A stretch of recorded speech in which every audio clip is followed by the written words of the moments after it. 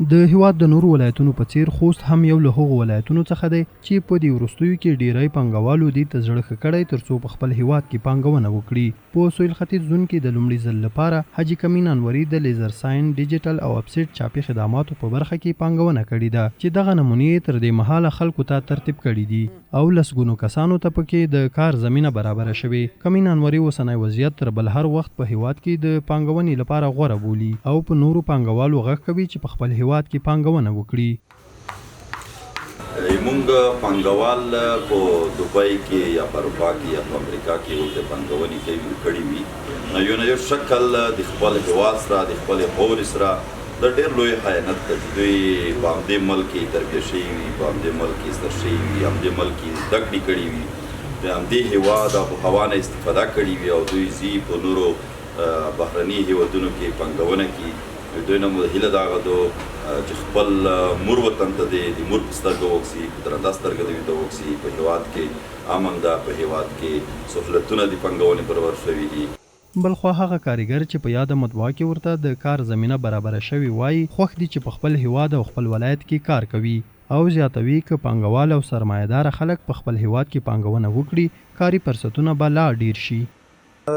الحمدلله ښه خوشحاله یو چې دلته په خپل ولایت خوست ښار کې د خلکو لپاره خدمتونه وړاندې کوو او دلته کمپیوټر او د ډیزاین ماشینونه ټول دلته موجود دي. انشاءالله باید د اوس ځوانان چې دي باید یو کار وکړي، که غاټ وي که وړوکی او باید لایق ګرځول نه باید یو کاروبار یو کسب وکړي باید او یو کورنۍ ته هم یو پلار هم ورته څه ورسي. له پانګوالو نه مې غوښتنه دا ده چې هغه سرمایه‌داران چې دوی پیسې لري په وطن کې پانګونه وکړي تر څو هغه ځوانان چې وزګاره دي هغوی هم ځان سره مصروف کړي او د دوی دغه بهانه هم مشترکه شوې ده چې وطن کې امن نشته، سوله نشته. دوی پانګونه په تېرو وختونو کې ځکه نه کوله چې وطن کې امن نه دی، سوله نشته. نو اوس وطن کې امن دی، سوله ده. کمین وایي پخوا به یې کتابونه او دې ته ورته څیزونه د رنګه چاپ لپاره مرکز کابل او نورو هیوادونو ته لیږل مګر اوس په عصري ټکنالوژۍ سره کولی شي په خپل هیواد کې یې چاپ کړي. دی همدا شان زیاتوي چې د هغو ځوانانو لپاره یې دلته وړیا د زده کړو زمینه هم مساعده کړې څوک چې غواړي د ډیزاین په برخه کې زده کړې وکړي.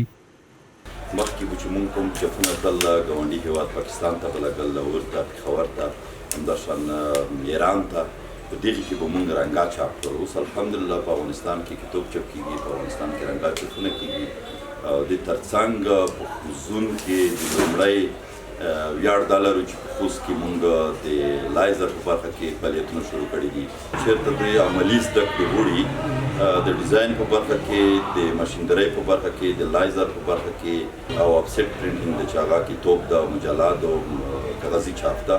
موږ دې ته آماده یو چې په دې بخش کې دوی ورځو خپله روزنه کوي. هممهاله د خوست ولایت د صنعت او سوداګرۍ خونې مسؤلین بیا وایي چې په یاد ولایت کې پانګې اچونې ته ډیری خلک هڅېدلي او دوی هڅه کوي چې یاده برخه لا غښتلې کړي.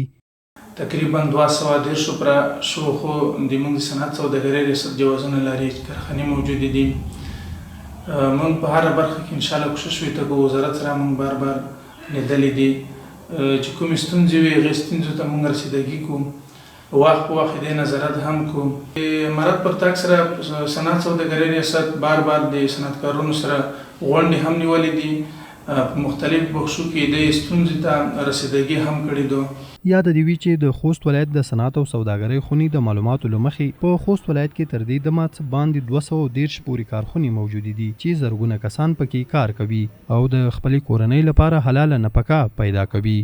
احسان الله باور، امید رادیو، خوست.